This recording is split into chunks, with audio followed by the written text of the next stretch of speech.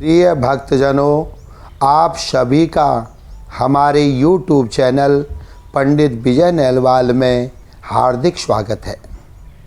आज मैं आपको फाल्गुन मास के आमल की एकादशी का महात्म्य का वर्णन करूंगा।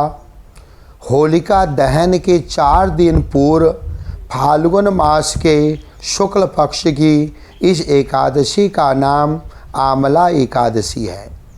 इन दिनों आंवले के वृक्ष में श्री हरि विष्णु भगवान जी का निवास रहता है, इसलिए आंवले के वृक्ष के नीचे बैठकर भगवान की पूजा करने और आंवले खाने तथा दान करने का विशेष महत्व है।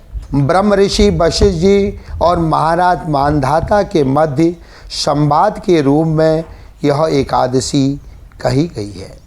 इस एकादशी की कथा इस प्रकार है।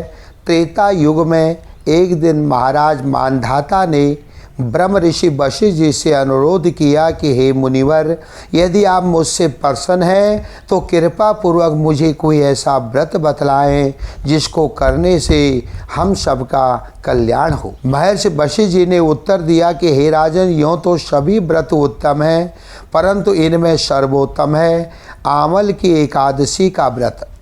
फाल्गुन मास के शुक्ल पक्ष की इस आमल की एकादशी का व्रत करने से समस्त पाप नष्ट हो जाते हैं।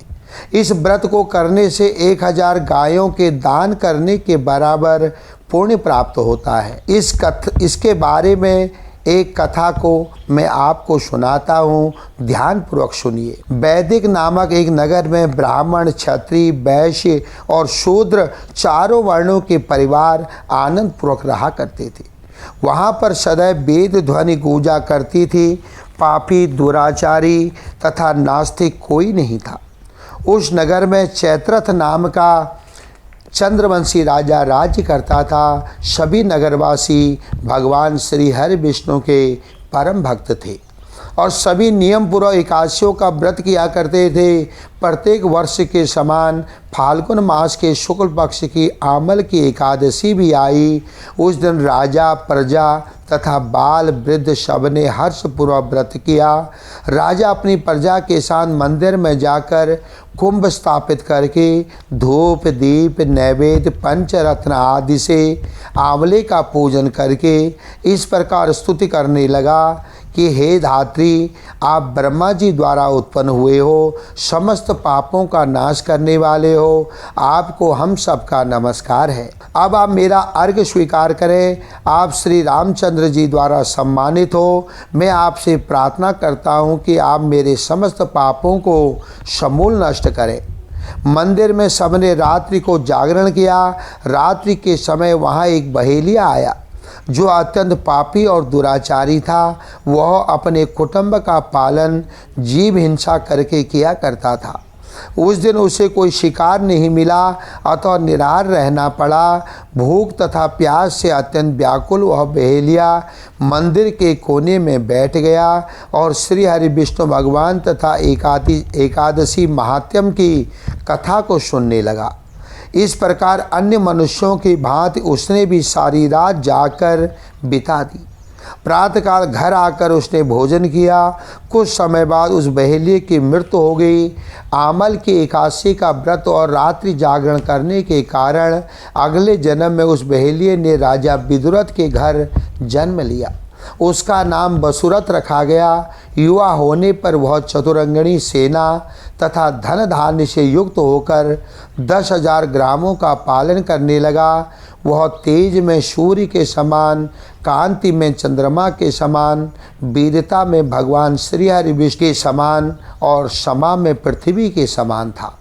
वह अत्यंत धार्मिक, सत्यवादी, कर्मवीर एवं श्री हरि विष्णु भगवान का भक्त था। प्रजा का समान भाव से पालन, यज्ञ करना तथा दान देना उसका नित्य का कर्तव्य था। प्रजा का समान भाव से पालन करना, यज्ञ करना तथा दान देना उसका नित्य का कर्तव्य था।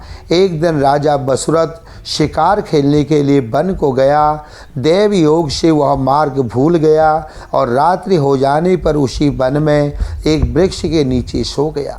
थोड़ी देर बाद पहाड़ी मल्लेच वहां आए और राजा को अकेला देखकर मारो मारो की आवाज़ें लगाते हुए बसुरत की ओर दौड़े।